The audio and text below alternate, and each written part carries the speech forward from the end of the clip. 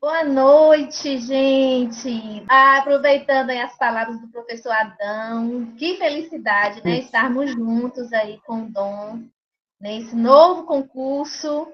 Que bom estar aqui com vocês, né? Com esse grupo grande.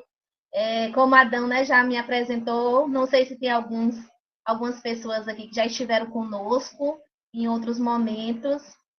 Meu nome é Estela Renate, eu sou enfermeira de formação, bacharel em saúde, né? Estou no processo aí de educação, já tem 13 anos já, formando os profissionais, auxiliando os profissionais, né, na capacitação permanente, em concursos também. Como eu falei, é um prazer estar hoje com vocês. Estaremos hoje no aulão, né, dentro da disciplina de legislação, que é uma disciplina comum, né, a vários cargos aí no concurso na área da saúde. Então, assim, são temas extremamente relevantes que são cobrados mesmo. E né, nós vamos estar nessa parceria aí ao longo, né, desse praticamente 2 meses, trabalhando com vocês esses assuntos, né? Para alguns pode parecer um pouquinho chato, né? Legislação, decreto, lei, mas vocês vão ver que vai dar certo, nós vamos trabalhar cada legislação, cada decreto de uma forma mais simples, tá? Tentando trazer todo o entendimento para vocês, para que vocês possam reproduzir isso no momento da prova, mas também para a vida profissional de vocês, certo? E além da parte de legislação, nós teremos também os momentos de conhecimentos específicos. Tá? Acredito que o pessoal aí, né, Robert e Silvana, depois vai estar passando para vocês a programação direitinho, para que vocês se organizem e também já tenham uma ciência prévia, né, de como é que será essa explanação desses conteúdos, tá bom? Mas, né, já sem mais delongas, vamos iniciar aqui. Quero dizer, tá, que eu quero participação de vocês, tá? Podem perguntar, não tem nenhum problema. Inclusive, eu gosto, tá bom? Então, assim, no momento da explanação, se tiver alguma dúvida, pode interromper. Caso queiram escrever no chat, pode. Se quiserem também abrir o microfone para estar perguntando, aqueles que né, não são tímidos, também está liberado. E aí, ao final, nós iremos praticar também algumas questões dos temas que nós iremos trabalhar hoje, para vocês verem, né, já irem se familiarizando como é que cai esse conteúdo nas provas e também para vocês verificarem que realmente são conteúdos que são cobrados, né? E como eles são cobrados nas provas e acabam fazendo diferença na pontuação final. Porque quando a gente fala de legislação, nem todo mundo tem aquela paciência de estudar, de prestar um pouco de atenção, e aí aqueles candidatos que conseguem acertar essas questões acabam ganhando uma vantagem em relação aos demais conteúdos, ok? Vou estar aqui agora explanando para vocês o slide. Só um momento. Vocês estão me... O áudio está bom? Confirmem aí. Sim. Pronto, ótimo. Sim.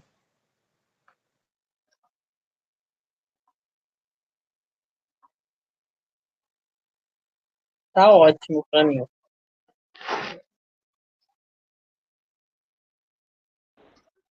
Para mim tá ótimo. O meu também está ótimo. Então, vamos lá, certo? Como eu falei para vocês, nós vamos falar, né, a parte inicial de legislação. Vocês vão estar nos acompanhando aí, né, ao longo dessas semanas. Vocês vão ver que eu trabalho de uma forma mais cronológica, porque eu acredito que é também a maneira mais compreensível, né, para a gente poder entender melhor, né, a questão da evolução das leis e decretos, porque realmente é um assunto um pouco chato. Mas aí, quando a gente entende, né, como vai ocorrendo essa evolução, acaba ficando mais fácil, né, o entendimento dos conteúdos, tá bom? Então, primeiro vamos entender melhor o contexto de como é que foi esse processo Ainda de não vi evolução. interferência. Será que tem algum áudio ligado? Tem, de Thalita. Deixa eu ver se eu consigo silenciar. Não consigo silenciar por mim aqui. Thalita, se você puder fechar o microfone, por gentileza.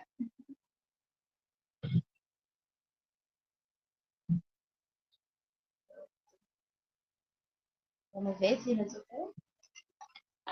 Então, vamos lá. Então, inicialmente, vamos entender como é que se deu essa evolução das políticas de saúde no Brasil para que nós chegássemos até o momento atual, né? Que anteriormente é o momento da formação do SUS e é o sistema que nós estamos vivenciando até os dias de hoje, né? Então, a gente precisa entender que antes do SUS, nós não tínhamos no Brasil um sistema único de saúde, né? O que isso significa, Estela? Estou querendo dizer para vocês que a gente não tinha um sistema público, né, garantido pelo Estado e que oferecesse essa assistência à saúde a todos os brasileiros, né? Independente da classe social, independente da questão, por exemplo, trabalhista. Então, nós não tínhamos isso antes do SUS.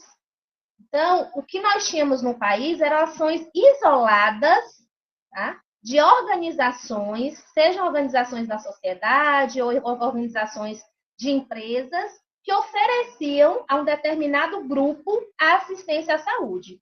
Tá? E essa assistência à saúde, essa assistência médica à saúde, ela era restrita e privada. Né?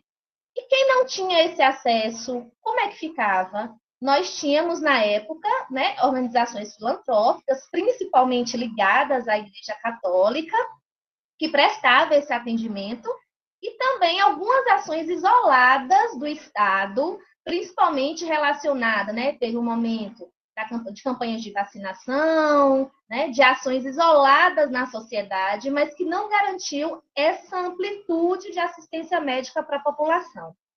Nós vamos ter o primeiro momento de organização da sociedade na década de 20, tá? A partir de 1923, onde a gente tem a criação das CAPs. Aí eu coloquei na tela para vocês. Deixa eu ver. Não. Só um momento. O que eram as CAPs?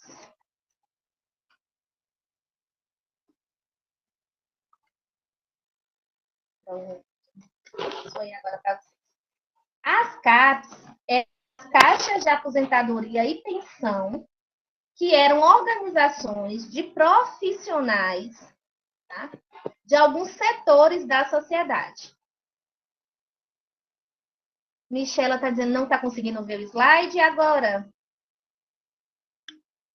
Está apresentando aí para vocês? Ah, não. Sim ou não? Tá sim.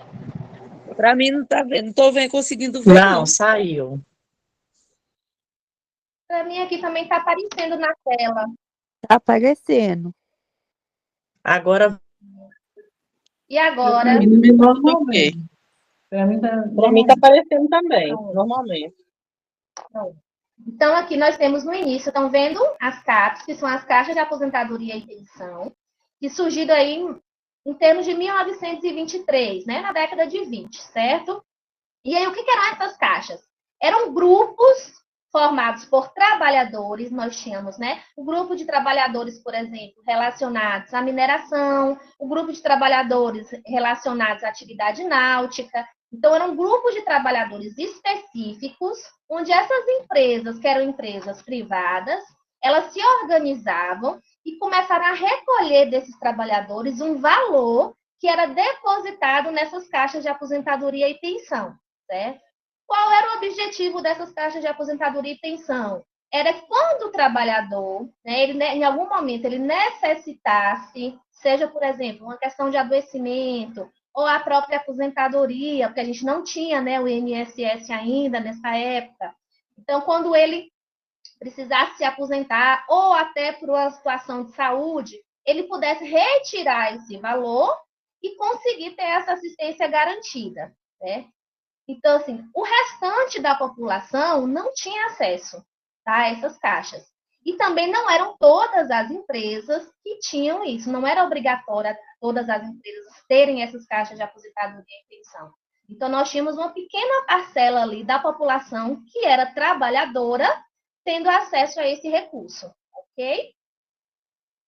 E quem não tinha, quem estava fora desse grupo? Quem estava fora desse grupo ou pagaria, né, teria que tirar do seu próprio recurso para garantir essa assistência à saúde, ou iria recorrer às instituições religiosas e filantrópicas para conseguir ter essa assistência médica. Né? Isso perdurou mais ou menos de 1923 a 1933. Então, nós temos aí 10 anos, né, uma década de como é que se organizava essas caixas de aposentadoria e pensão. A partir da década de 30, houve uma mudança. Então, algumas caixas começaram a se unir e formar, então, os institutos de aposentadoria e pensão, que eram os IAPs. Qual era a diferença principal entre as caixas e os institutos? O instituto agora era maior, né? Acabava tendo um recurso maior também, porque você tinha mais contribuintes, trabalhadores para essa instituição, só que permanecia a mesma situação. As pessoas que não eram trabalhadoras ou aqueles trabalhadores que não estavam vinculadas a empresas que tinham esses institutos ou que faziam parte deste instituto, ficavam sem essa assistência médica e também sem essa assistência previdenciária, tá? Porque os IAPs, eles tinham o mesmo fundamento das CAPs. Eram recolhidos valores dos trabalhadores que ficavam naquele, né, sob domínio daquela empresa, né, para poder administrar, e depois, havendo uma necessidade desse trabalhador, o trabalhador teria acesso a esse recurso, seja para assistência médica ou então para aposentadoria. Tá? Nós ficamos aí nesse processo mais ou menos 30 anos, tá? De 1933 a 1966. Na década de 60, nós começamos a ter uma mudança, tá? E uma participação do Estado, enquanto governo, tá? A começar a pensar como é que seria essa assistência maior para a população. E aí nós temos o surgimento do INPS, que é o Instituto Nacional de Previdência Social. Vejam que, pelo nome, a gente não tinha ainda um serviço exclusivo voltado para a saúde da população. O objetivo principal era a previdência social. Tá? Era que esse trabalhador, quando chegasse o tempo adequado, ele pudesse se aposentar e ter acesso a esse recurso. Enquanto ele estivesse na vida laboral, caso ele houvesse uma necessidade, um adoecimento, ele teria também alguns benefícios oriundos desse recurso que ele acumulou durante esse período de trabalho. E aí nós temos, então, o Instituto Nacional. Então, nós temos agora a união daqueles IAPs e também a contribuição de outras empresas. Então, não precisava mais estar ligado a uma classe trabalhadora específica. Tá? Outras empresas poderiam se vincular ao INPS, ao Instituto Nacional, cadastrar seus trabalhadores, e aí a empresa ia recolhendo do trabalhador, que é mais ou menos como funciona hoje o que nós temos em relação ao INSS e alguns também serviços públicos, né, onde tem serviço de previdência específicos. Ok? A partir da década de 70, nós temos uma mudança do INPS. O INPS ele se transforma no INAMPS. Né? Não sei se tem algumas pessoas aqui que vivenciaram esse momento do INAMPS, ou seus pais vivenciaram o momento do INAMPS, que é o Instituto Nacional de Assistência Médica e Previdência Social. Qual é o marco que diferencia o INPS do INAMPS? No INAMPS, a gente vai ter uma distribuição dos recursos, uma separação desses recursos. Tá? Então, nós temos agora um recurso que vai ser destinado para a Previdência Social e uma parte do recurso que vai ser recolhido dos trabalhadores que vai ser destinado à assistência médica. Então, aquele trabalhador que precisasse, por exemplo, de uma consulta ou de um exame, ele iria até o INAMPS, tá? Pegaria uma requisição, né, uma autorização, e ele seria destinado, ele seria encaminhado para um local específico onde ele teria aquela sua demanda de saúde atendida. Tá? Houve uma mudança significativa? Houve. Porque aí a gente está vendo que há uma preocupação, um olhar mais diferenciado para a questão da assistência médica.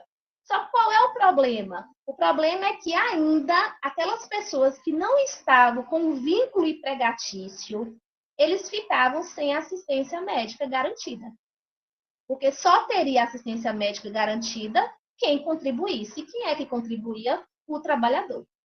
Então, nós tínhamos aí grande parcela da população sem assistência médica né, garantida como um direito. Tá?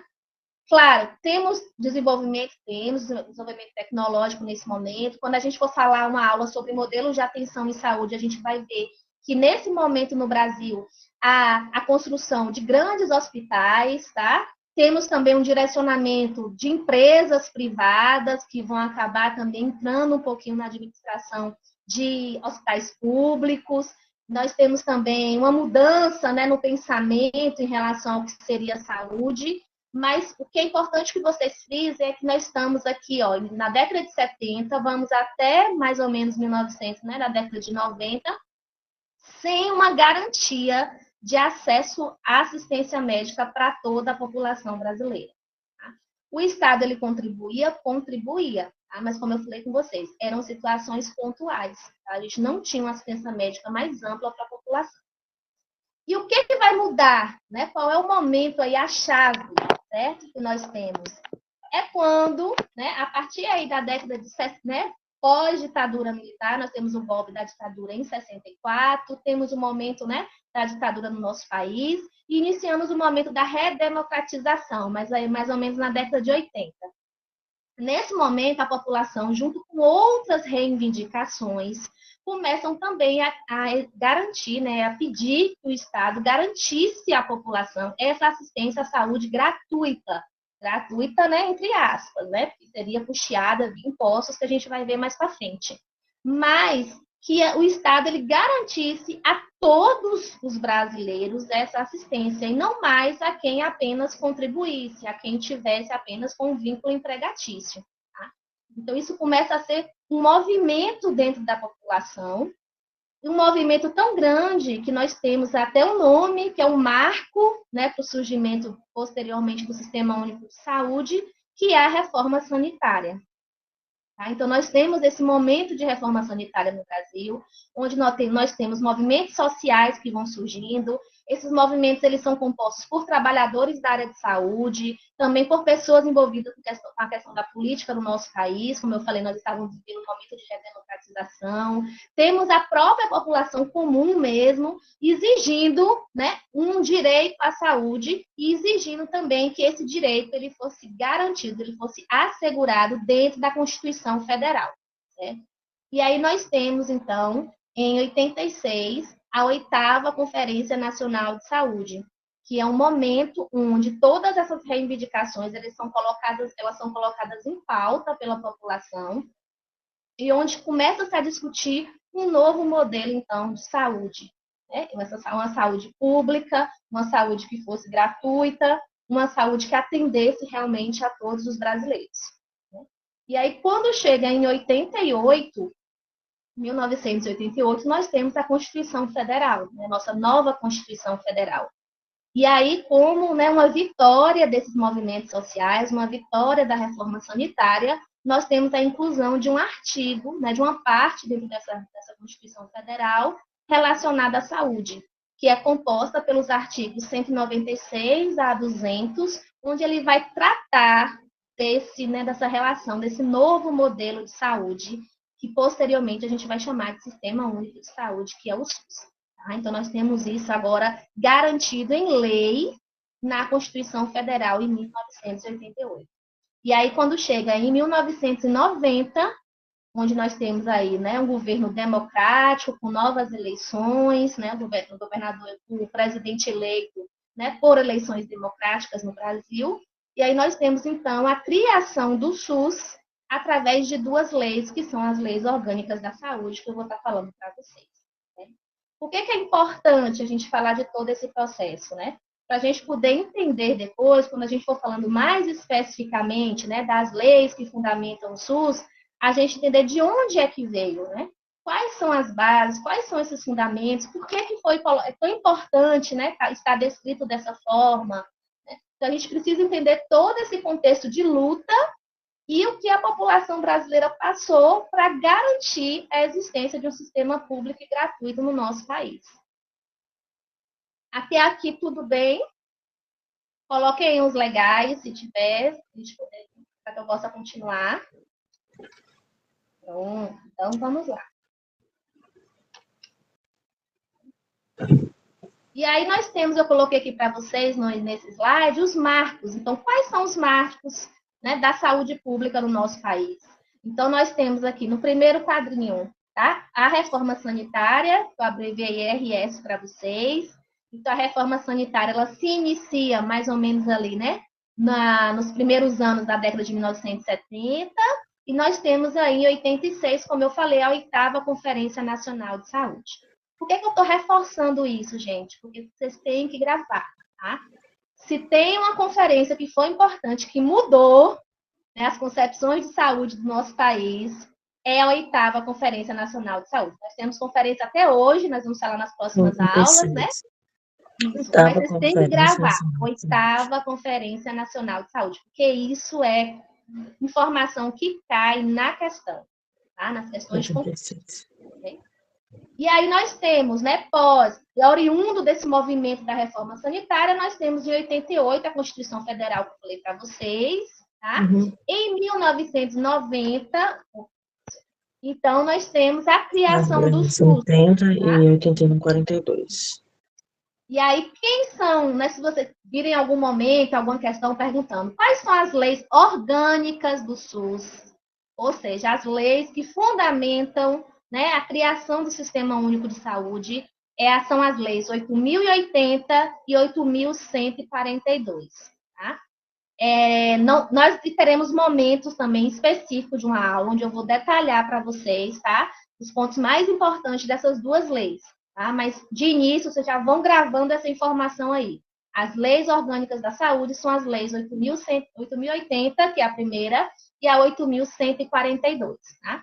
Vou explicar também para vocês nessa aula por que houve essa divisão. Tá? Inicialmente, era para se ter uma única lei, que era a 8.080, mas aí algumas partes dessa lei foi vetada pelo então presidente da República, né, em 1990, e aí, novamente, pela pressão popular, nasce, então, uma nova lei no mesmo ano, que é a 8.142, oriunda da 8.080. Ou seja, aquilo que foi vetado na 8.080, a população brasileira conseguiu lutar e alcançou que fossem colocados na 8.142, tá? Por isso que nós temos essas duas leis. E aí, criando-se, então, o Sistema Único de Saúde, a partir daí nós vamos ter toda a estruturação dele, que vão ser derivadas as leis, portarias, decretos, que algumas nós iremos trabalhar, né? Faz parte do conteúdo programático do concurso, tá? Mas eu quero que vocês entendam nesse momento que, após a estruturação do SUS, a gente teve dentro do SUS a criação da atenção básica, que é um dos pilares, né, dentro dos modelos de atenção à saúde no SUS. Tá? Que a gente vai falar também um momento sobre a atenção básica, que é onde a gente tem a estratégia de saúde da família, onde a gente tem, né, as unidades básicas de saúde. Então, todo um contexto bem específico. Por quê? Porque a atenção básica ela vai representar, né, um modelo de assistência à saúde visando a prevenção, a proteção e a recuperação da saúde da população, que é basicamente o que o SUS ele promulga como seus objetivos. Tá bom? E aí nós temos, em 1991, né, nós temos a criação do PACS, que é o Programa de Agente Comunitário de Saúde, que faz parte da atenção básica, tá? Ou seja, faz parte do Sistema Único de Saúde. E, posteriormente, esse PACS ele vai se transformar no EACS, que é a Estratégia dos Agentes Comunitários de Saúde. Tá? Esse PACS ele vai se transformar também no que nós vivenciamos hoje como a Estratégia de Saúde da Família. Certo? E aí a gente vai entender também, quando a gente for falar da atenção básica, nós vamos entender quais são as diferenças entre unidade de saúde da família, por exemplo, unidade básica de saúde, né? A gente vai ter algumas diferenças na composição, por exemplo, dos profissionais que vão trabalhar, né? Na formação da equipe, na estruturação e alguns pilares de diretrizes, tá? Isso tudo eu vou explicar para vocês, que estão baseados na parte da legislação. Mas eu quero que vocês entendam que a atenção básica, ela faz parte do Sistema Único de Saúde, e como marco dessa atenção básica, nós temos ali o programa, né, de agente comunitário de saúde, que se transformou no programa de saúde da família, está dentro do programa de saúde da família, que hoje é a estratégia de saúde da família. Okay? Outro marco também que eu quero, né, destacar para vocês, que a gente vai falar mais para frente da estratégia de saúde da família, eu quero que vocês diferenciem também, é que a estratégia de saúde da família, ela não está à parte do SUS, tá, gente? Atenção básica, a estratégia de saúde da família são todas estruturas dentro de um sistema maior de saúde, que é o nosso SUS, que é o nosso Sistema Único de Saúde. Tá? Posso continuar até aqui, ok? Então, vamos lá. E aí eu trouxe para vocês, né, falando mais especificamente da Constituição Federal, os artigos que eu falei para vocês, que vão embasar os pontos relacionados à saúde que vão originar e estruturar o nosso SUS. Nós temos, como eu falei para vocês, dos artigos 196 ao artigo 200, tá? No artigo 196, ele vai definir a saúde, né? O que seria a saúde. Então, ele vai trazer que a saúde é um direito de todos e dever do Estado. Pode parecer, isso aí é óbvio, né? Não, isso aqui é uma... Lembra de todo o contexto que eu expliquei para vocês, de como é que, né, estava a saúde no nosso país. Então, esse momento aqui foi um momento de grande conquista, um marco para a população. Porque nesse momento, em 88, nós estamos ali, dentro da Constituição, né, um artigo dizendo que a partir daquele momento o Estado ele tinha obrigação de oferecer, de ofertar saúde para a população, né? E era para toda a população, então é um direito de todos. Então não mais apenas para a classe trabalhadora, okay? Ou para uma parte específica da classe trabalhadora. E seria garantido como essa saúde? Aí o próprio artigo já traz, né? Garantido mediante políticas públicas, né, sociais e econômicas, que vão derivar, né, todas as nossas leis, que nós iremos trabalhar, visando o quê? A redução do risco de doença e de outros agravos. Então, também se entendeu, né, que a saúde ela deve ser trabalhada não apenas no momento do aparecimento da doença em si, mas entender que é preciso ser trabalhado alguns aspectos para evitar o próprio adoecimento da população, né? E também o surgimento de outros agravos que influenciam a saúde dessa população. E além disso, o que é importante também que foi destacado aqui? O acesso a essa saúde. Então, no artigo 196, ele vai trazer que esse acesso ele deve ser universal. O que quer dizer universal? Que ele deve, né, deve cobrir, deve ter uma cobertura para todos os cidadãos brasileiros e de forma igualitária. Então, sem nenhuma forma de discriminação. Então, não importa mais se aquele cidadão ele contribui ou não naquele momento, né, com recurso oriundo do seu trabalho, não importa mais. Qualquer pessoa teria acesso a essa saúde. E as ações e serviços deveriam, qual era o objetivo dessas ações e serviços, né, que iriam surgir? Era a promoção, proteção e recuperação da saúde da população, né? Eu marquei de negrito porque a gente vai ver mais para frente, algumas questões vão cobrar, e eles enfatizam bem essa questão, tá? Do objetivo do que seria o artigo 196, da saúde, então, a promoção, proteção e recuperação, e a questão do acesso de forma universal e de forma igualitária.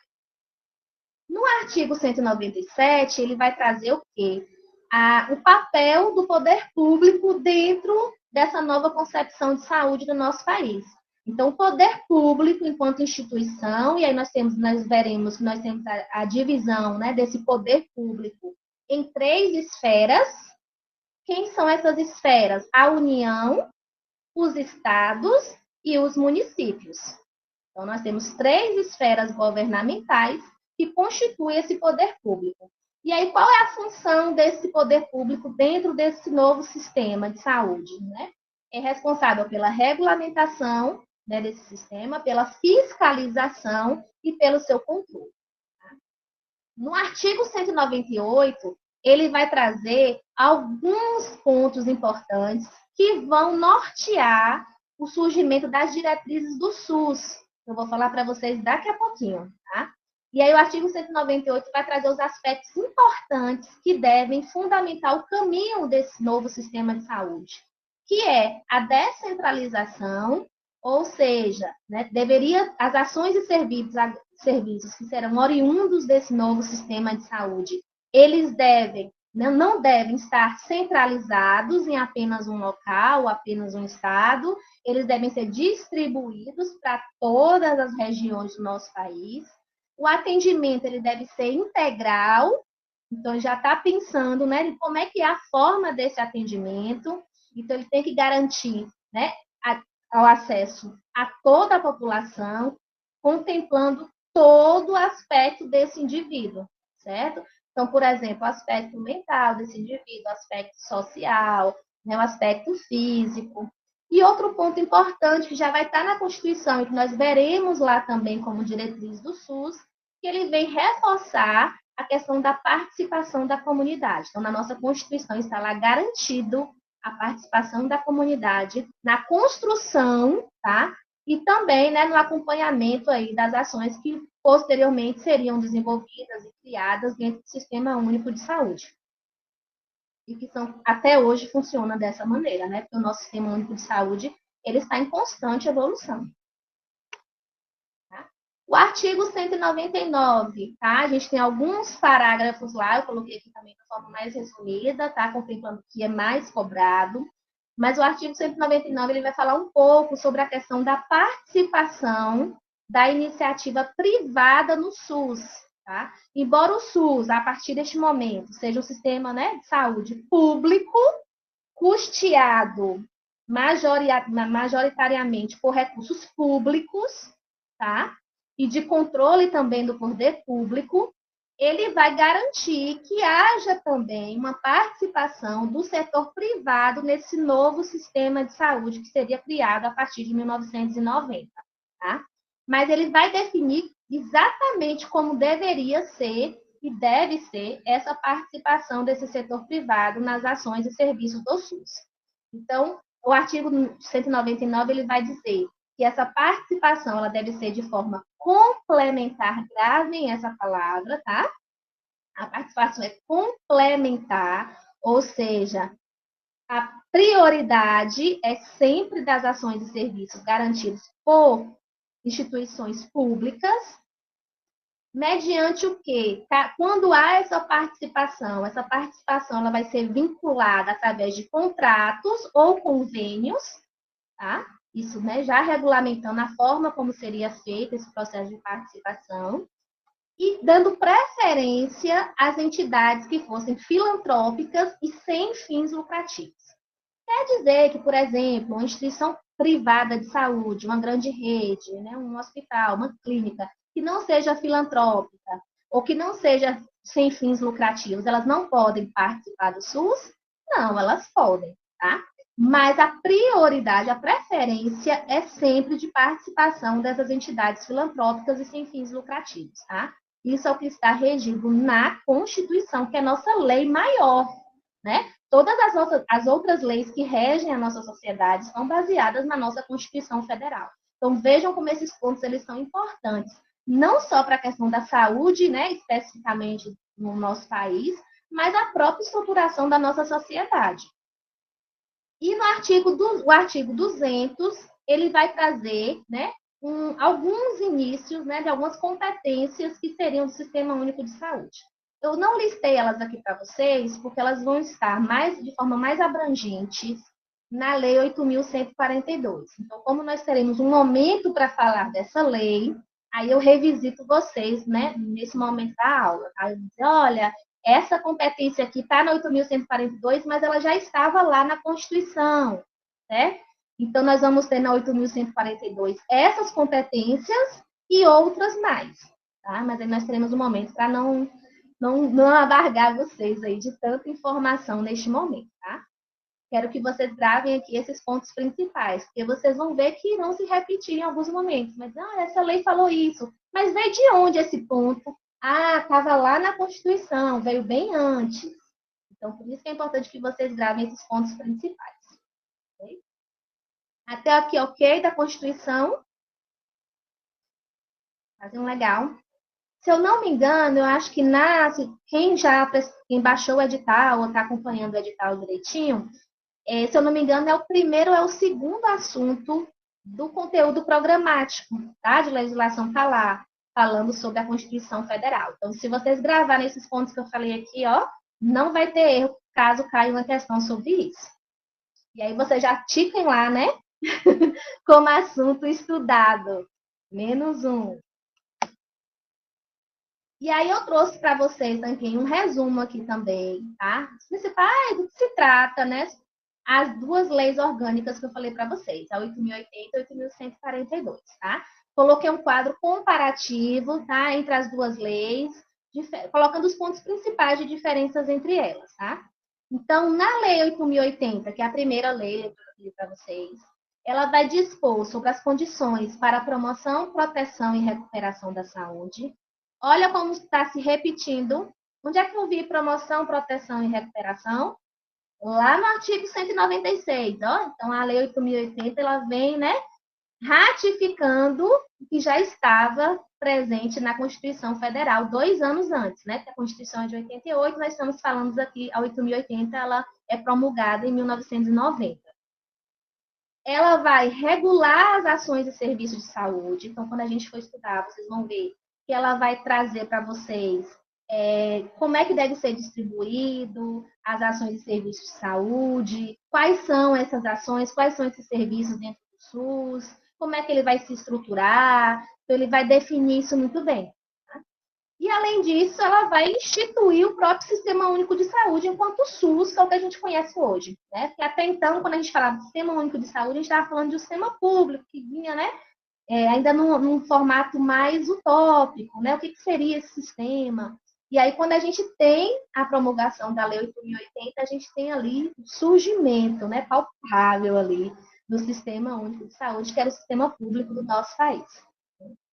A 8.142, ela vai dispor sobre o quê? Sobre a participação da comunidade e sobre a transferência de recursos financeiros.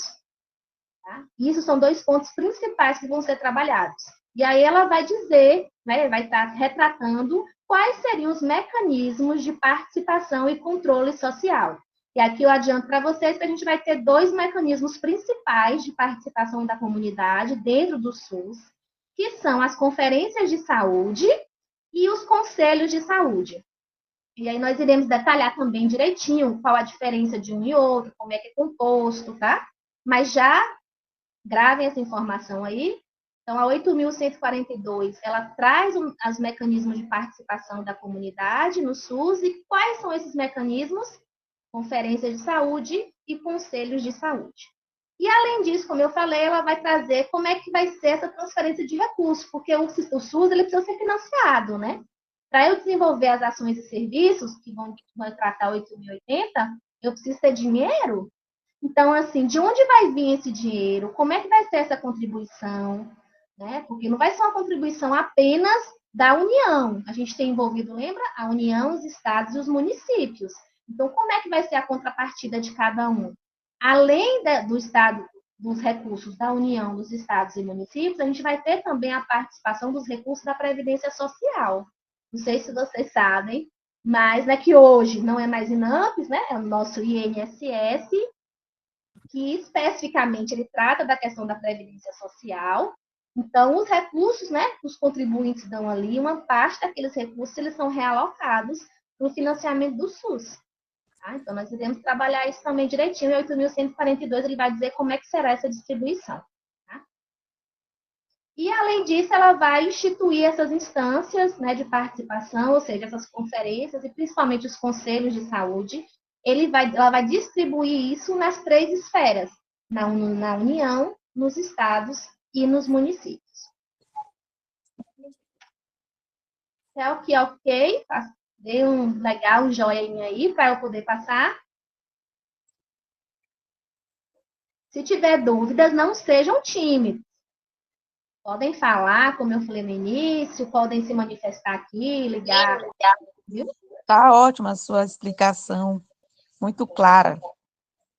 Vamos lá. E aí eu trouxe para vocês, tá, os princípios e as diretrizes do SUS. Tá? Esses princípios e diretrizes, eles vão estar presentes a partir de agora, a partir deste momento de criação, em todas as portarias, decretos, leis que a gente for falar, tá? Em tudo vai estar baseado nesses princípios. Então, às vezes, tem alguns alunos que falam assim, mas não estava lá no SUS, está se repetindo? Não é porque está se repetindo, é porque faz parte da construção do SUS. Então, tudo que for derivado a partir disso, dessa lei maior, também vai estar baseado dentro dos princípios e diretrizes dele. Tá? E aí, por que essa diferença entre princípio e diretriz? Tá? Quando a gente fala de princípio, nós estamos falando daquilo que é base, que é o fundamento do Sistema Único de Saúde, certo? E as diretrizes são caminhos que o SUS ele vai estar direcionando nas suas ações e serviços para alcançar a população, ok? Então, basicamente, a diferença entre princípios e diretrizes é isso, que às vezes se confunde, né? Por que não coloca tudo junto? Então, nós temos essa diferença básica entre o que é princípio e o que é diretriz. E aí, dentre os princípios, nós vamos ter 3 princípios fundamentais, que é o princípio da universalidade. Lembra lá do artigo 196 da Constituição, do acesso universal? Estava lá na Constituição, quando ele definiu o que era saúde. E aí o SUS vai trazer também como princípio dele, ou seja, todas as ações e serviços que vão ser ofertadas, executadas dentro do SUS, eles têm que ter como base esse princípio. Ele tem que garantir o acesso universal da população. Tá? E aí, lembrando, esse acesso universal sem qualquer forma de discriminação, tá? Social, econômica, política. A pessoa, se é cidadão brasileiro, ele vai ter direito a esse serviço. Mas ele tem plano de saúde. Mas ele tem uma condição econômica maior. Ele não deveria estar usando o SUS. Não se discute isso. Ele tem direito também, não é cidadão brasileiro, ele tem direito a utilizar o SUS independente das questões sociais, econômicas ou políticas. Tá? Isso é garantido onde? No princípio da universalidade. Nós temos aí o segundo princípio, que é o da integralidade, né? Lembra lá do atendimento integral? Então, o SUS ele tem que garantir, através das suas políticas, da organização dos seus serviços, que cada cidadão ele consiga ter né, sua necessidade, sua demanda em saúde atendida de forma integral. Então, enquanto ele estiver demandando, ou quais os serviços ele demandar, ele precisa ser assegurado até que a sua saúde ela seja restabelecida, ou que ele consiga um controle maior, né? Porque a gente sabe que algumas situações não são reversíveis, né? Quando a gente fala, por exemplo, de doenças crônicas, mas que ele consiga, né? Estar apto a desenvolver suas atividades laborais, suas atividades de vida diária. E o terceiro princípio é o princípio da equidade, tá? Cuidado para não confundir com igualdade, tá? Quando a gente fala de equidade, ela não exclui a igualdade, tá? O que é igualdade? Ela atender todos, né? Dentro do SUS, sem qualquer forma de discriminação, ou seja, de maneira igualitária, tá? Mas aí o SUS ele vai mais além nos seus princípios e aí ele tem esse termo de definição da equidade, que é o que ele diz, olha, claro, no primeiro momento eu vou estar atendendo de forma igualitária, até porque eu não posso discriminar de forma alguma. Mas, em determinadas situações em que eu necessitar, que aquele indivíduo, aquele cidadão, ele necessitar de mais recurso do que um outro cidadão, eu tenho que oferecer mais recursos para ele. Então, o que a gente costuma dizer, oferecer mais a quem precisa mais. Mas não quer dizer que o SUS ele vai deixar desassistido aquela pessoa, aquele cidadão que naquele momento específico ele não está demandando tanto, certo? Um exemplo básico assim para vocês conseguirem entender esse princípio da equidade. Vamos supor que na unidade tal, unidade X, vou colocar assim o nome, unidade X, eu tenho ali uma quantidade de pessoas, né, que eu estou atendendo, de pacientes que já são cadastrados ali, que são atendidos ali, que necessitem de tomografia, por exemplo, né, no Sistema Único de Saúde. Mas, claro que dentre aquelas pessoas ali, vão ter algumas pessoas que naquele momento vão precisar de um acesso mais rápido. Né? Porque pode ser que eu não tenha naquele momento condições de atender a todos. Vamos supor que eu tenha 20 pessoas, né? Ali, pedidos de solicitação de tomografia. Mas naquele momento eu só tenho vaga para 10, um exemplo, certo? Então, assim, como é que deveria ser essa prioridade? De eu ver dentre as 20 pessoas, aquelas pessoas que realmente estão precisando, né? Mas, tendo em vista a sua condição de saúde, não é outras condições, tá? Não é condição econômica, não é condição social, não é questão de conhecimento, né? De funcionários, de trabalhadores. É na sua condição de saúde. Avaliando a sua condição de saúde, qual que necessitaria de uma maior brevidade de acesso àquela tomografia. Ou se realmente ela precisa de uma tomografia, porque infelizmente a gente sabe que em algumas situações são solicitados exames que às vezes o paciente poderia, por exemplo, fazer um raio-x, que o acesso é mais rápido, e teria sua demanda resolvida, não precisaria de uma tomografia, certo? Mas a partir do momento em que eu faço essa avaliação e que eu direciono aquelas pessoas que precisam com maior brevidade desse acesso à tomografia e que realmente necessitem, eu estou atendendo a esse princípio do SUS, que é o princípio da equidade. Então, eu estou oferecendo mais a quem precisa de mais naquele momento. Quer dizer que as outras 10 pessoas que ficaram ali eu não vou atender? Vou esquecer de forma alguma. O ideal é que as pessoas que ficarem ali passem, por exemplo, por uma reavaliação, né? Vejam se tem um outro encaminhamento que eu possa dar, realmente precisa, eu posso, né, agilizar um outro exame até, né, chegar à tomografia, tá? Eu não vou desassistir essas 10 pessoas. Tá? Então, toda vez que se pensar em uma ação em um serviço de saúde, nesse contexto que eu estou falando para vocês, eu estou atendendo ao princípio da equidade. Ok? Esses 3 princípios, universalidade, integralidade e equidade. Ok. Aí, no caso da equidade, então, vai ser de acordo com a gravidade da situação de cada paciente. Isso, né? Eu dei um exemplo de uma situação de adoecimento, tá? Mas, por exemplo, pode ser uma situação de destinação de recurso, por exemplo. Então, eu tenho uma verba, que eu tenho 2 municípios que estão requerendo essa verba, tá? Um exemplo. Só para vocês não acharem que é só ligado especificamente à questão da saúde, né? Do atendimento direto à saúde. Então, eu tenho uma verba que eu tenho para destinar e tem 2 municípios, por exemplo, querendo. Então, eu posso avaliar naquele momento qual município precisa mais daquele recurso, certo? E aí eu vou estabelecer os critérios e aí eu vou atender, naquele momento, aquele município que precisar mais. E aí eu vou dando uma assistência para aquele outro que nesse momento inicial eu não consegui atender. Então, eu estou oferecendo mais a quem precisa mais naquele momento. E aí eu estou atendendo também o princípio da equidade, certo? É só um outro exemplo para vocês entenderem que não é só um acesso direto à saúde. É só pensar na lógica de funcionamento do princípio. Certo? Agora, sim, sempre precisa ser assim? Não, às vezes você tem uma necessidade e você tem a quantidade suficiente para atender a todos. Tá?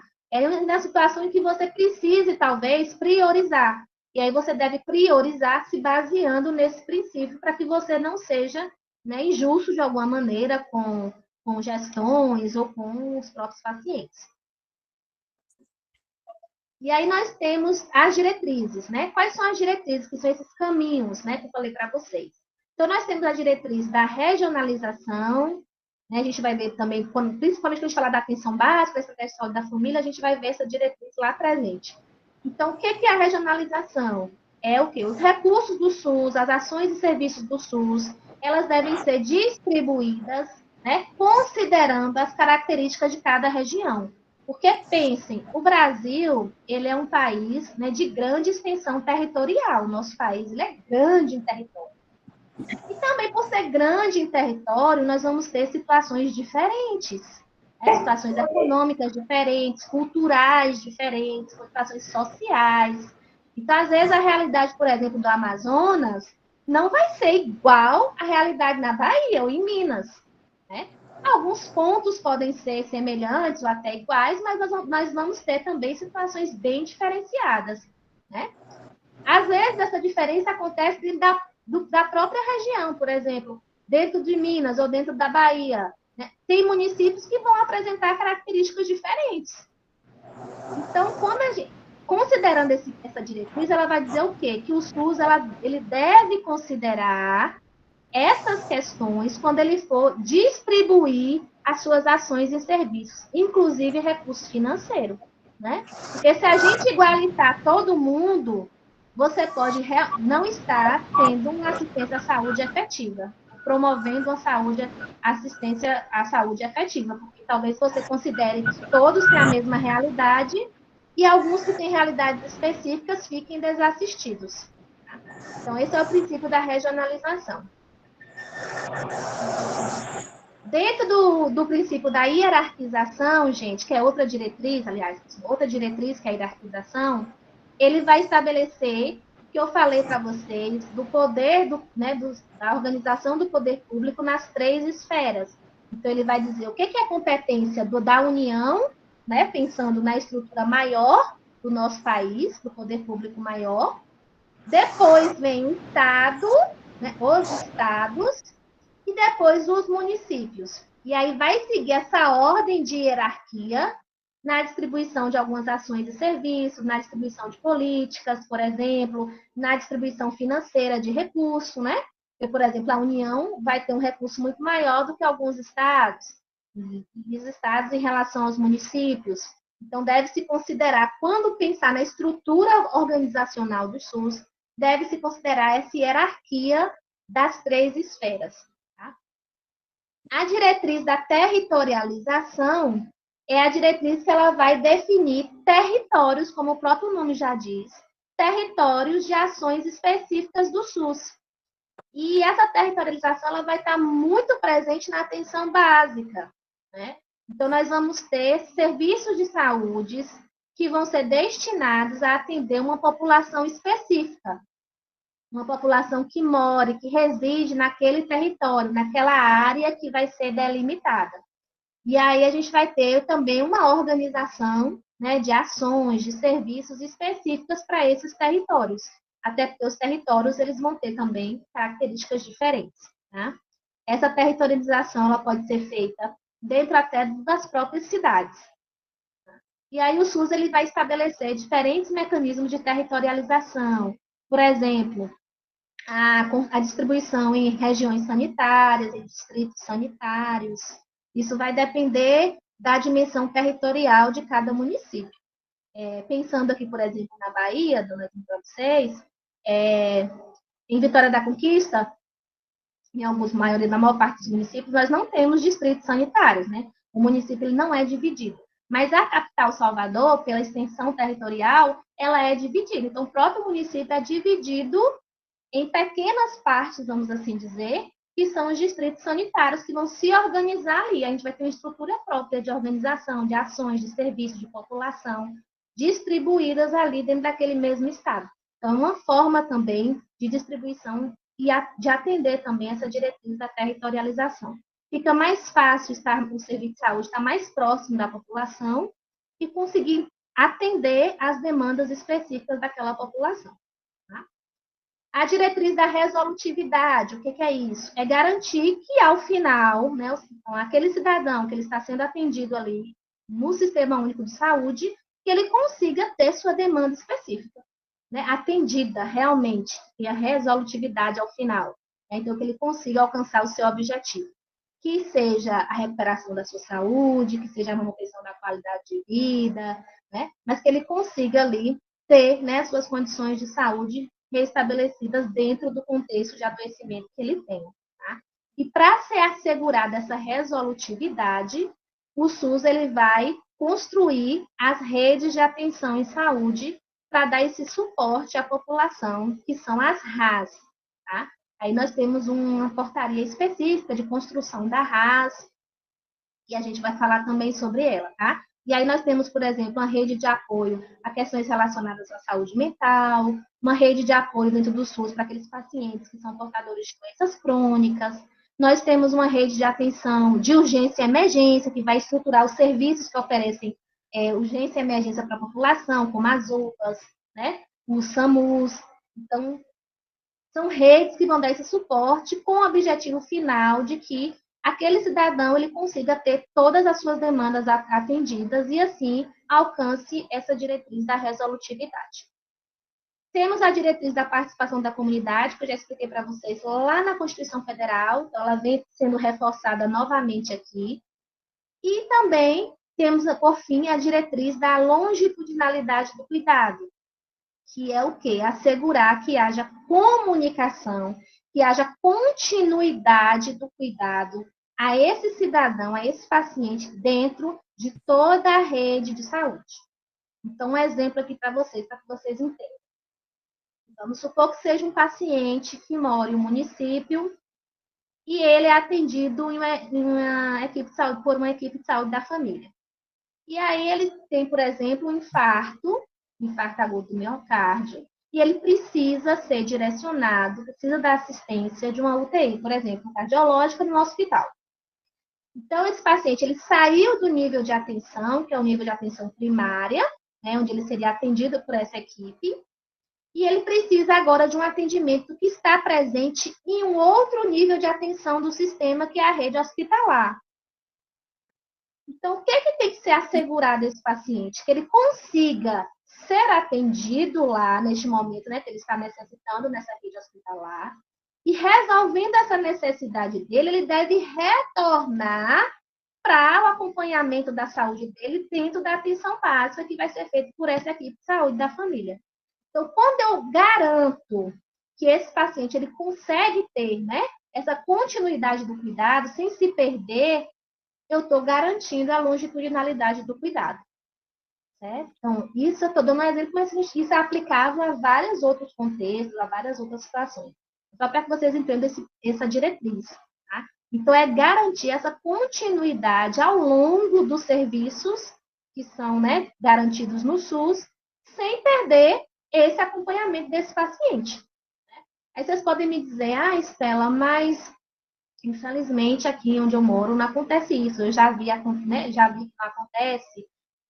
Às vezes o paciente procura por conta própria, né? O hospital, ou o pessoal que está cá, né, na unidade de saúde da família nem sabe que esse paciente está internado, ou que ele retornou, enfim, né? Mas assim, são situações que a gente não estamos aqui para discutir neste momento, né? O que eu quero que vocês entendam é como é que está estruturado o SUS. É para ser assim? Não é para ser assim. Não é o que está dentro das leis. Tá? Então, que a gente trabalha o que está garantido, né? O que é o ideal dentro da estruturação do SUS. Tá? Mas aí nós vamos ter outros pormenores que, infelizmente, vão fazer com que a gente não consiga vivenciar na prática alguma dessas situações, infelizmente. Ok? Ok, até aqui? Então, agora, eu falei muita coisa, não foi muita informação para vocês. Mas aí, para sedimentar um pouco esse conhecimento, nós vamos praticar. E aí, eu quero a participação de vocês. Estela. Oi, diga. Então, assim, só para colocar no resuminho aqui, os princípios seriam as características do SUS e as diretrizes, fundamentos, né? Os princípios é a base. Então, os princípios são a base e as diretrizes é como vai ser feito. Isso, seriam os caminhos, né? Como seriam direcionadas esses serviços e essas ações. Tá, ok. Muito obrigada. Por nada. Então, vamos lá, ó, nós vamos praticar agora. Aí eu quero a participação de vocês. Vocês vão... Vou falar aqui com vocês as questões, vou dizer as alternativas. Aí eu vou dar um tempinho rápido, vocês vão se manifestar aí no chat, dizendo qual alternativa vocês marcariam. E aí, em seguida, a gente discute e fala qual é a resposta correta. Ok? Vamos lá. Primeira questão. Lembra, todas essas questões que eu coloquei para vocês são questões de concurso, tá bom? Primeira questão. O que se refere ao Sistema Único de Saúde, SUS, analise a afirmativa abaixo. O dever do Estado de garantir a saúde consiste na formulação e execução de políticas econômicas e sociais, que a redução de risco de doenças e de outros agravos, E no estabelecimento de condições que assegurem acesso, aí botão tracinho e tracinho, às ações e aos serviços para a sua promoção, proteção e recuperação. Aí vocês vão marcar a alternativa que vai se encaixar certinho aí, né? Em relação ao acesso e como deve ser esse acesso aí. Coloque aí A, B, C ou D, marcariam qual? Deixa eu abrir o chat aqui para eu ver. B.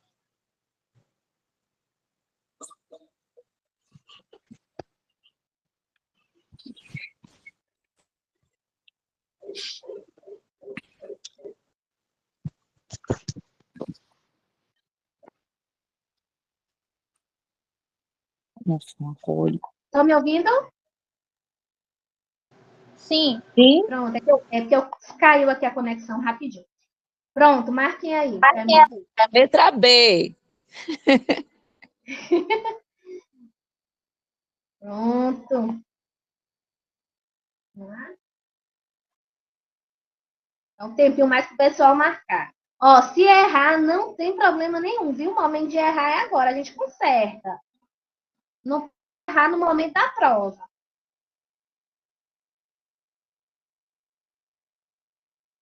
Pronto.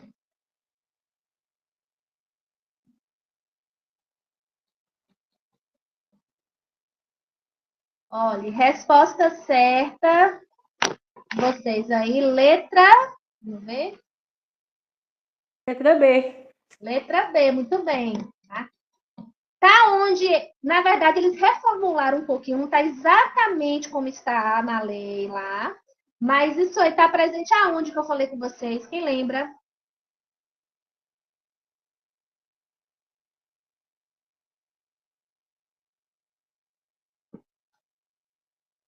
Sim.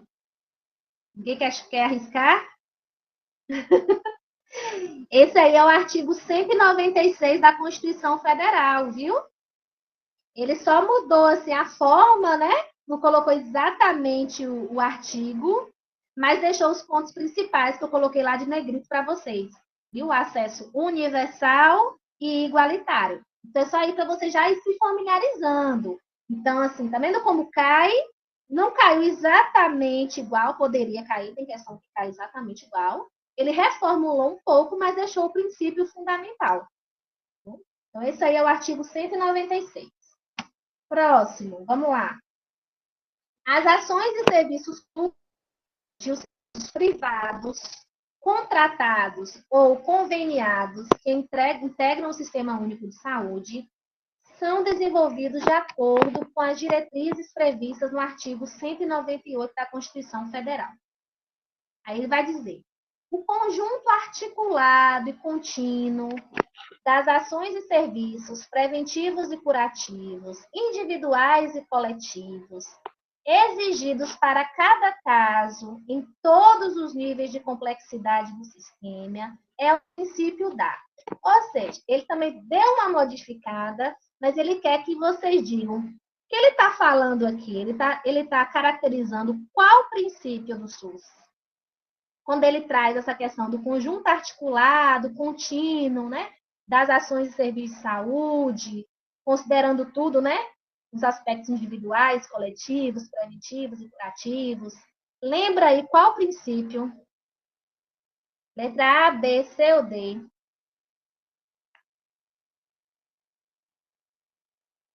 O pessoal já está marcando aí.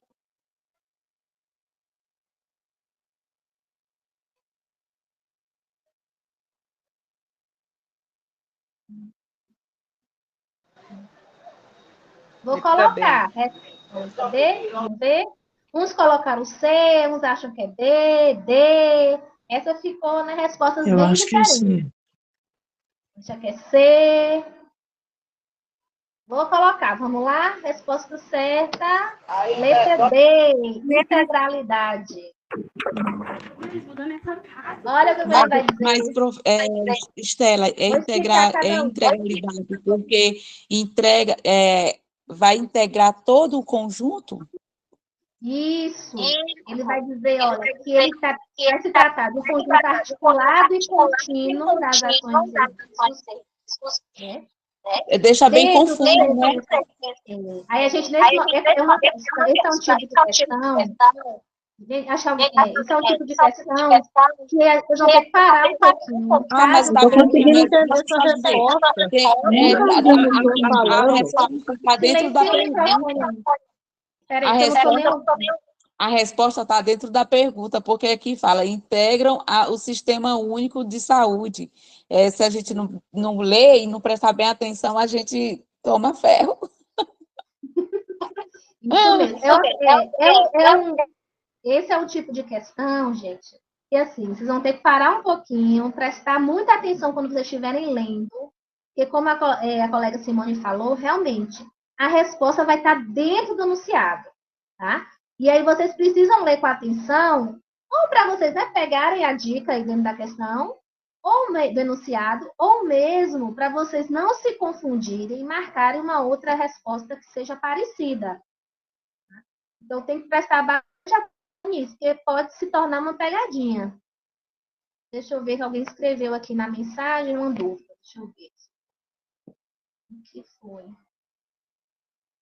Isso, Isaías colocou. Isso mesmo, Isaías. Considera o indivíduo como um todo. Ele não colocou essa palavra todo aí, né? Que facilitaria também. Mas aí, quando ele escreve individuais e coletivos, já considera todo mundo. Né? Então, são as pessoas individuais ou o grupo como um todo. Outra questão, outro ponto que a gente poderia observar nessa questão também. Né? E outra coisa que eu queria falar também para vocês, assim, eles podem fazer dessa maneira, então, descrever, né, de uma certa forma o princípio e pedir que vocês identifiquem qual é o princípio, tá? Ou, às vezes, já vi também algumas questões, eles colocaram o contrário. Às vezes, eles colocam já no enunciado qual é o princípio que eles querem, e nas alternativas, eles vão descrever, né, enunciar, fazer uma descrição breve para que vocês consigam interpretar e dizer qual é a alternativa correta. Tá? Pode acontecer das duas maneiras. Então, o que é realmente importante? É que vocês consigam entender o princípio. Porque quando vocês entenderem, né, vocês vão conseguir diferenciar o que é cada um, e aí vai ficar fácil. Não importa a forma que a banca coloque para vocês na pergunta, vocês vão estar seguros ali da resposta, e aí não vai ter erro. Né? Mas nós vamos revisitar eles. Não é a primeira vez que vocês vão ver eles, não. Quando a gente for falando em outros decretos, outras partes da legislação, a gente vai revisitar alguns que ele vai trazer novamente como princípio daquela portaria, daquele serviço. A gente vai estar sempre revisitando, tá? Outra questão, vamos lá. Conforme estabelecido na Constituição Federal, a saúde é direito de todos e dever do Estado. A saúde, né? Nesse contexto, ele quer saber o que é verdadeiro e o que é falso, né? Dentre essas alternativas aí. Então, primeiro quesito. A saúde é garantida mediante políticas sociais e econômicas que visem a redução do risco de doença e de outros agravos e ao acesso universal e igualitário às ações e serviços para sua promoção, proteção e recuperação. Vão anotando aí, verdadeiro ou falso esse, que depois a gente vai ver nas alternativas. Segundo quesito, as ações e serviços de saúde são de relevância pública, verdadeiro ou falso. Terceiro quesito, cabe ao poder privado dispor, nos termos da lei, sobre a regulamentação, fiscalização e controle das ações e serviços de saúde. Verdadeiro ou falso? Vamos lá. Aí aqui eu repeti para vocês, tá? Os quesitos, e aí vocês vão marcar a alternativa considerando de cima para baixo, tá? O que é verdadeiro ou falso. Me digam aí, marcariam A, B, C, D ou E? É.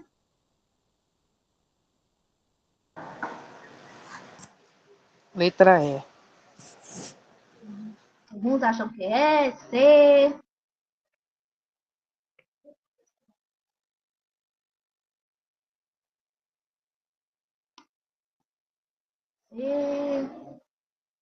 Essa questão, ela está falando dos artigos lá da Constituição Federal, tá? Dos artigos 196 até o 200. Uns acham que é C, E, A. Vamos ver qual é? Resposta certa. Letra C. Verdadeiro, verdadeiro e falso. Certo? Então, o primeiro quesito é o artigo 196 todo, gente. Ó.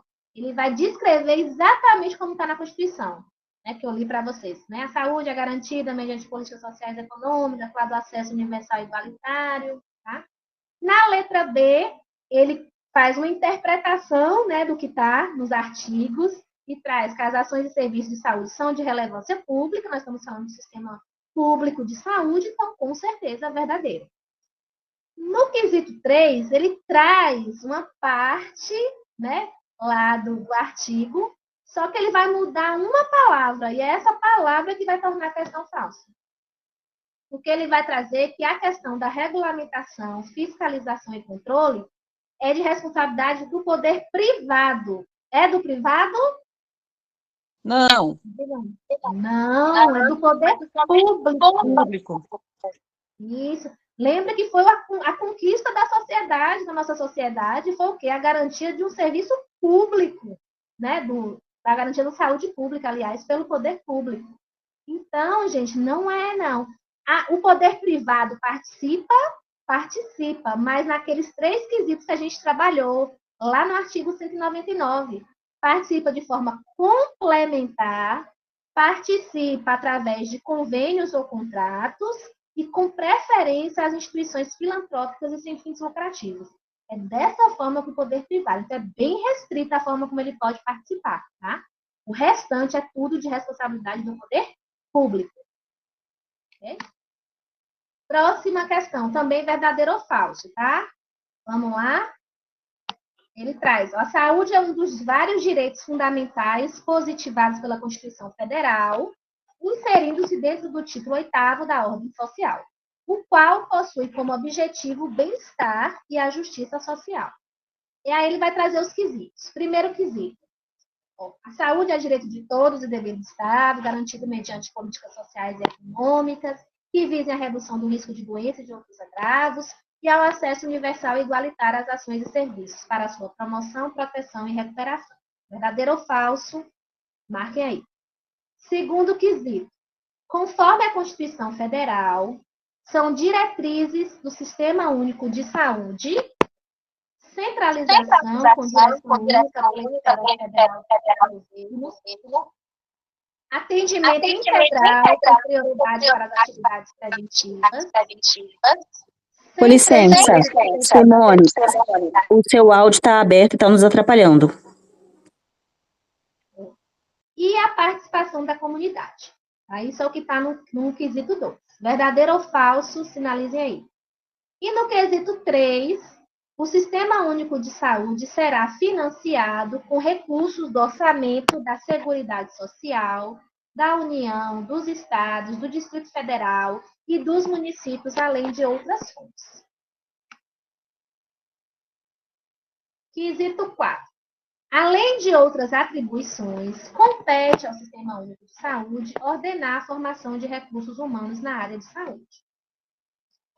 E o último quesito, a assistência à saúde é livre à iniciativa privada, permitindo-se, em regra, a participação direta ou indireta de empresas ou capitais estrangeiros na assistência à saúde no país, com exceção dos casos previstos em lei, onde será vedada. De cima para baixo, marquem aí. Letra A, B, C, D ou E. Tem uma alternativa que a gente não falou especificamente, tá? Que está nessa questão. Mas eu acredito que não vai atrapalhar na resposta. Mas aí eu explico para vocês quando chegar nesse quesito. Vocês podem ter um pouquinho de dificuldade nesse quesito, que eu acabei não trabalhando ele, porque a gente vai trabalhar quando a gente falar das competências do SUS na 8.080. Que é lá do artigo 200 que eu falei para vocês.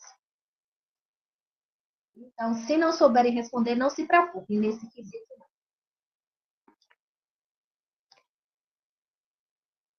Então, já estão marcando aí.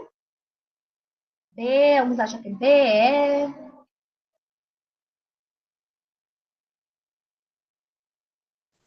Eu acho que é a B. B.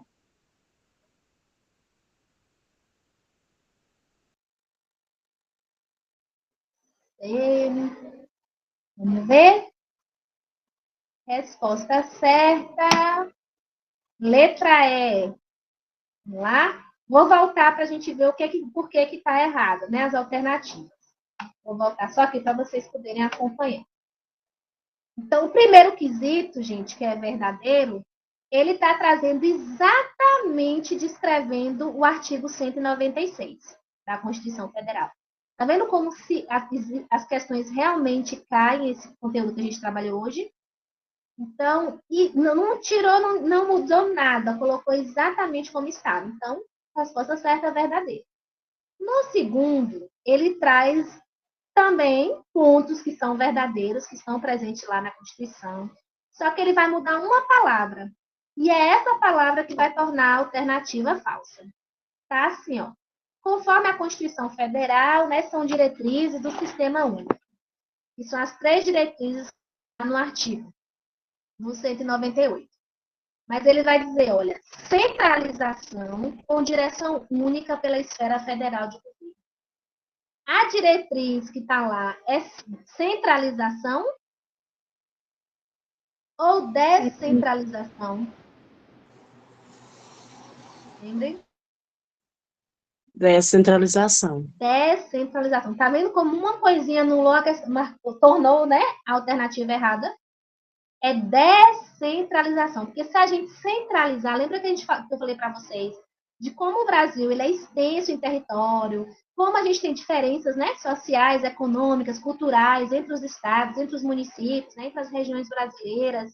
Então, se a gente centralizasse, né, as ações e serviços, a organização, nós não conseguiríamos atender de forma efetiva, resolutiva, toda a população. Então, o SUS ele já pensou nisso, né, na sua formação, e ele traz essa questão da descentralização, descentralizar os serviços, as ações, os recursos, tá?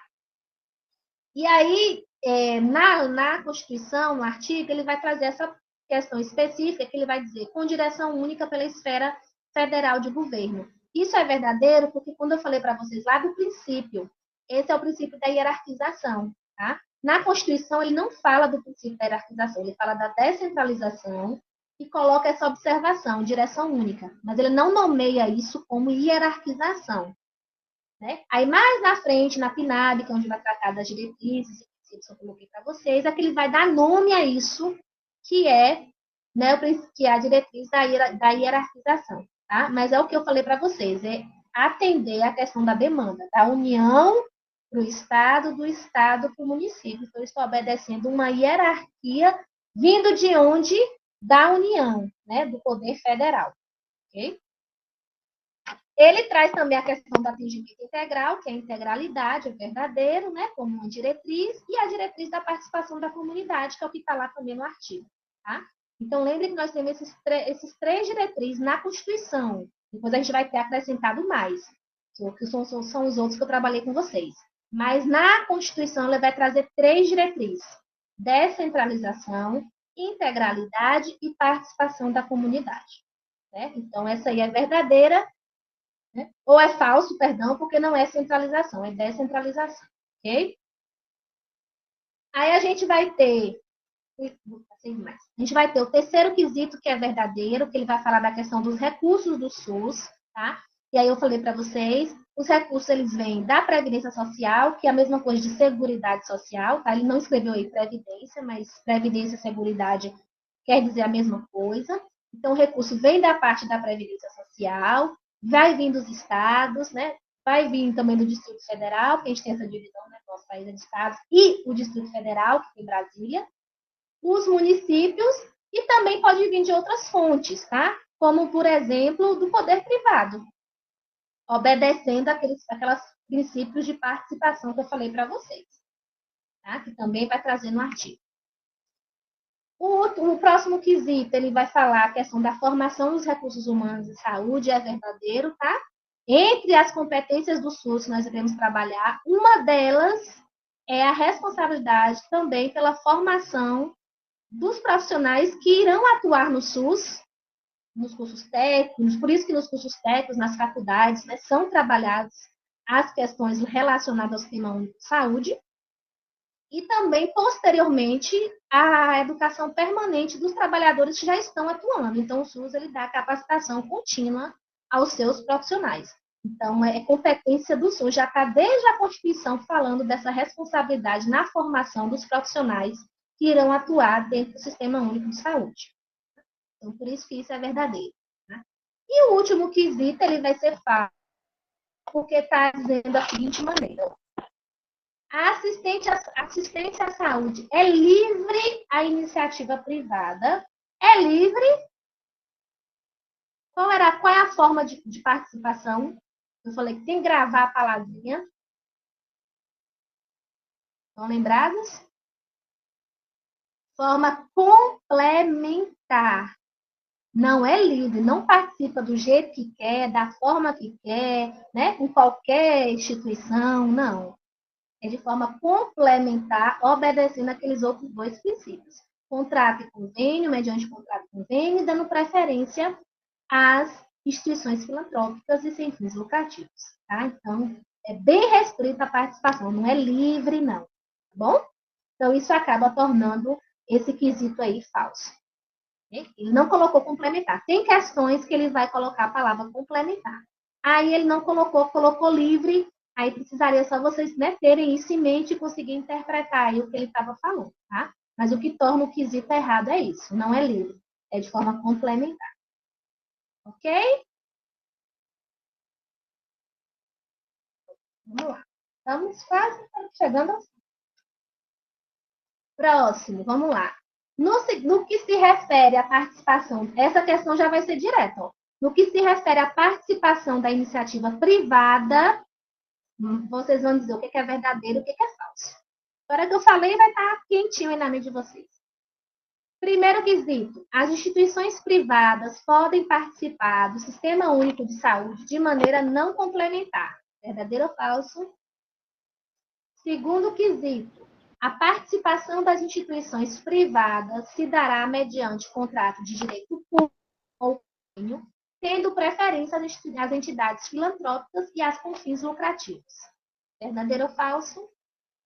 Terceiro quesito, é permitida a destinação de recursos públicos para auxílios ou subvenções às instituições privadas com fins lucrativos. Deixa eu botar aqui. Eu repeti, tá? Vejam aí qual vocês marcariam. A, B, C, D ou E.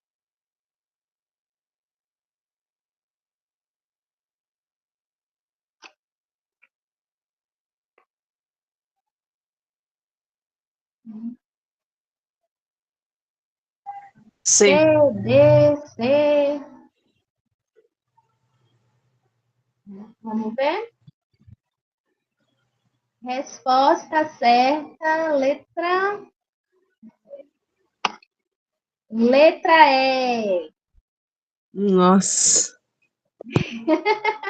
Vamos lá? Vamos prestar atenção. O momento de errar é esse, não se preocupe. Primeiro, ele diz, as instituições privadas podem participar do Sistema Único de Saúde de maneira não complementar. Olha o que tornou falsa a alternativa. É não complementar ou é de maneira complementar? De maneira complementar. Complementar. Então, esse não aí não existe. E é esse não que tornou o quesito errado. Okay? Segundo quesito. Vamos lá. A participação das instituições privadas se dará mediante contrato de direito público e convênio, que é aí verdadeiro, né? Contrato e convênio, tendo preferência às entidades filantrópicas, verdadeiro, e as com fins lucrativos. É com fins lucrativos ou é sem fins lucrativos? Exato. Esses com fins lucrativos aí que me bugou.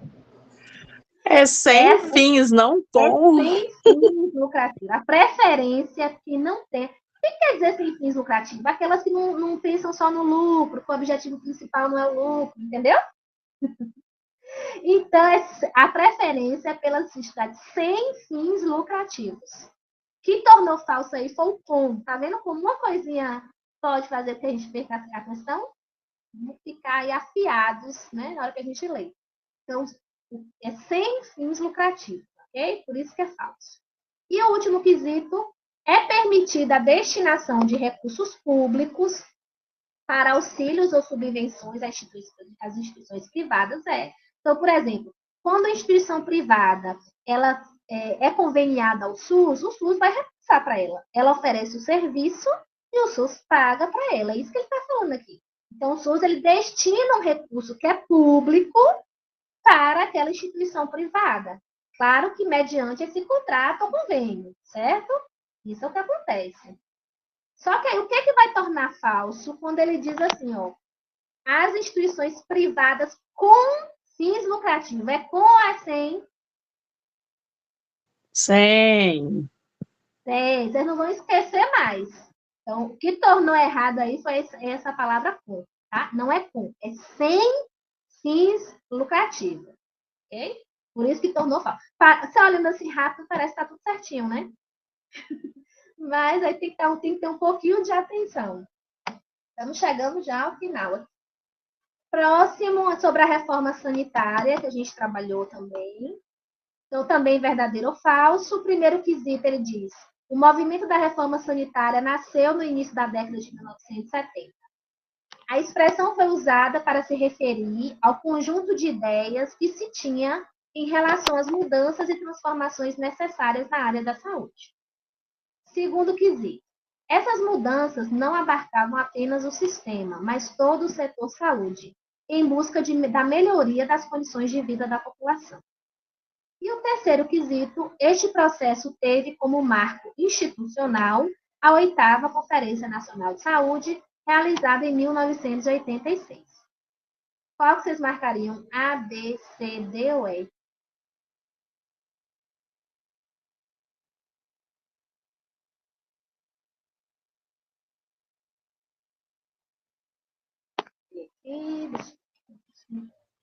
C, C. D. Não, C. Ai. C também? Não tem problema errar, neste momento, não tem. B? Para mim é a D. D? Não sei. Um colocou C, outro C.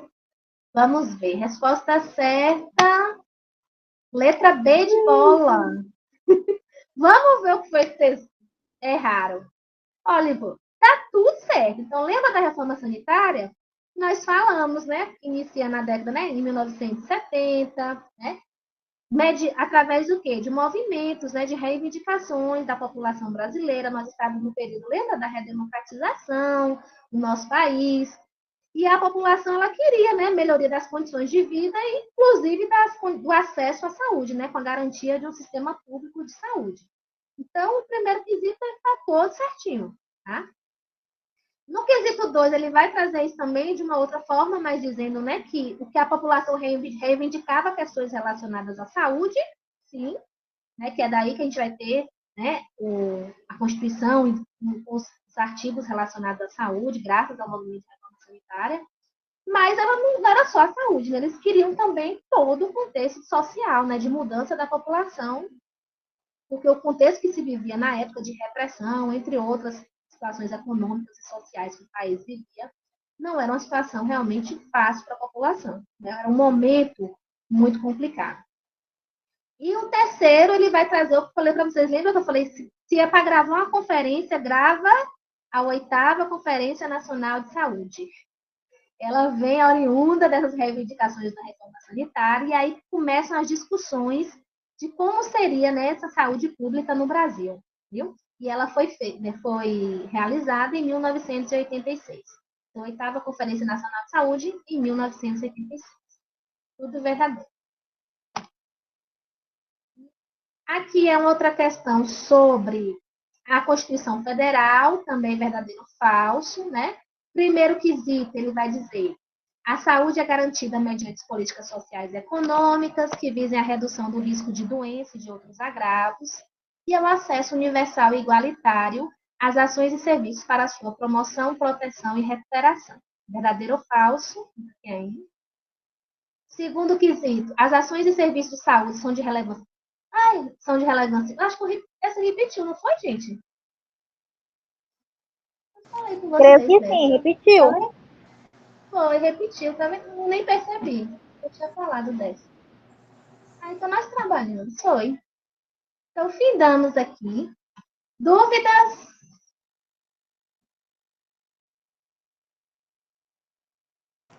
Oh, eu Nossa, gostei preciso muito da estudar aula, muito. E aí, tudo ok, gente? Gostei muito da aula, eu achei muito bacana, tipo assim, você fazer uma explicação a respeito daquilo ali que nós temos que estudar, né? E passar esses slides, assim, a respeito de perguntas, na qual possam estar caindo também, para fazer a gente pensar. Eu acho muito bacana, se puder fazer isso em todas as aulas, assim, eu acharia bacana demais, viu? Creio que ajuda muito. Ô, gente, não, pode ficar tranquila. As aulas, eu sempre trabalho dessa maneira, porque eu acho que é uma forma de vocês falam o conteúdo e de vocês conseguirem ver como esse conteúdo ele é cobrado, né? E assim, esse momento até também de vocês errarem, né? Fiquei falando com vocês, não se preocupe, realmente é para não se preocupar. Porque o que a gente erra, a gente não esquece mais, né? Então, assim, se vocês erraram, vocês corrigiram nesse momento, prestar atenção na correção. Então, eu tenho certeza que vocês fixaram, e se vocês virem a palavra, aquele erro novamente, que se repete sim, tá? Não importa a banca, se repete. E aí, quando vocês virem, vocês vão saber identificar, né? Não vão esquecer. E aqueles que acertaram, já aprenderam a informação, então também não vão esquecer mais, tá? Então, não se preocupe nesse que errou, e aqueles que acertaram, né? Que bom que vocês conseguiram, né? Concentrar essa informação. Quero dizer para vocês, né, que tentem, assim, a gente da melhor forma, né, trabalhar, como eu falei no início para vocês, lei e legislação. Para você parar e ler, realmente é um pouco chato, né? São muitos termos, mas eu tento, assim, né, da maneira mais clara possível, mais resumida, trazer o que está presente naquela lei e de uma forma que vocês possam assimilar e compreender aqueles termos. Porque vocês vão ver também daqui para frente. São termos que a gente não utiliza no nosso dia a dia, né? Nem no contexto social e muito menos profissional, né? São termos, às vezes, bem específicos. E que a gente tem que aprender porque o concurso cobra, né? Não tem jeito. Mas garanto a vocês que a gente vou tentar passar de uma maneira mais leve para que vocês realmente possam, né, conseguir aprender esse conteúdo, tá? Eu coloquei aqui para vocês também o meu contato, tá? Do Instagram e do e-mail. Então, se vocês forem revisitar o conteúdo, estudarem, ou verem alguma questão, se tiverem alguma dúvida, eu estou à disposição, tá? Para tirar as dúvidas de vocês. Pelo Instagram, pelo e-mail, ou nas próximas aulas também, tá? Se vocês tiverem alguma dúvida, antes de iniciar a aula, né? Para a gente não tomar o tempo da aula, do assunto, né? Que a gente vai trabalhar naquele momento. Antes da aula, vocês podem trazer, tá? Que a gente fala um pouquinho, discute, não tem um problema nenhum, tá? Em relação a isso. O objetivo meu e do Dom, né? Que eu conheço o pessoal que trabalha, já trabalho com eles, já trabalhei, né? E trabalho em outros momentos também. O objetivo é que vocês consigam realmente aprender o conteúdo e que venham a ter o êxito no concurso, né? A nossa satisfação é a aprovação real de vocês. Então, nós queremos que vocês passem, que vocês alcancem os objetivos de vocês. Inclusive, eu coloco sempre essa frase, eu acredito realmente nisso, tá? Que estudar não é perder tempo, né? Com o estudo, a gente consegue alcançar o que a gente sonha, o que a gente almeja, né? Aqui a frase traz o mundo inteiro, mas o mundo inteiro pode ser diferente para cada um, né? Depende dos objetivos, dos sonhos. Então, estudar é um meio que a gente tem de alcançar. Então, o nosso objetivo aqui com o Dom é que vocês aprendem e que a gente possa facilitar vocês nesse processo e que vocês alcancem o objetivo de vocês. E neste momento, né, é a aprovação no concurso. Então, conte com a gente e espero contar com vocês, né? Na semana vai se iniciar a partir do dia 16, nós vamos ter aulas regulares, tá? Cada semana nós teremos um momento que eu vou estar trabalhando com vocês. E aí eu acredito que a gente vai evoluindo juntos, né? Então, é uma troca aqui de conhecimento do que eu sei para vocês e vocês também trazem aí as dúvidas de vocês, a gente vai aprendendo junto também. Então, foi um prazer estar com vocês. Ô, professora, só uma dúvida. Igual a maioria, né, dos alunos são da enfermagem, né? Um ou outro que tem uma outra área, né, de interesse a ser estudada. Como que vai funcionar em relação a isso? Pronto. Nós teremos momentos do conhecimento específicos, né? Como eu falei no início para vocês. E aí, incluindo a parte de enfermagem, né? Eu creio que o pessoal, assim que tiver essa parte da matrícula, né? Que o professor Adão falou com vocês, está com essa parte promocional agora. Então, assim que o pessoal da logística tiver do suporte, tiver essa informação, né, do perfil né, das pessoas que adquiriram o curso, ou seja, quem é da área de enfermagem, né? Quem é de outra área, eles vão estar montando essa programação, tá? Mas não se preocupe, a gente vai ter momentos dessa parte de legislação, né, que engloba os diferentes cargos, que é comum, né, a esses diferentes cargos, mas teremos também um momento de conhecimento específico, tá? Incluindo a enfermagem. Pode ficar despreocupado. Obrigada, porque eu faço radiologia. Pronto, mas não se preocupe não, que a parte aí do pessoal do suporte, Robert, Silvana, eles vão estar organizando essa programação, tá? Eles têm esse cuidado, desde os outros concursos que a gente vem trabalhando, eles têm esse cuidado de estar observando, vendo quais são, né, os alunos, quais são as áreas que eles se inscreveram, podem ficar despreocupados. Se você quiser falar, Robert, alguma coisa em relação a isso?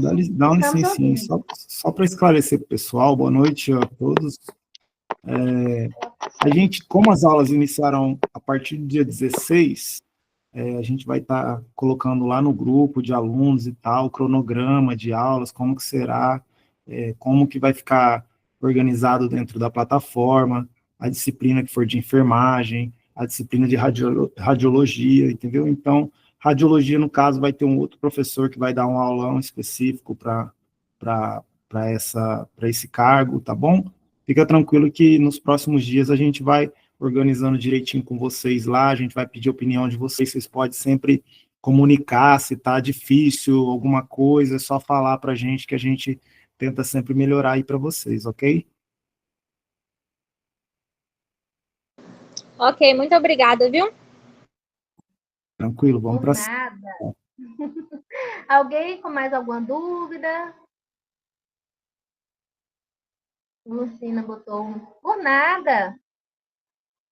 Estamos aqui para auxiliar vocês. Deixa eu ver, só dar uma olhadinha, Robert, aqui se tem alguma no chat, alguma dúvida. Pronto, Gabriela, eu vou estar encaminhando, viu? Para Robert esse material, e aí ele encaminha para o grupo de vocês. Pode Obrigada. Ficar tranquila. Nada. Gente, muito obrigada, viu, pelas palavras. Eu acho que vamos dar, né? Por hoje encerrado. Espero ver vocês, né? A partir do dia 16. Até. Deus abençoe. Amém. Boa noite. Boa noite. Com Deus, gente.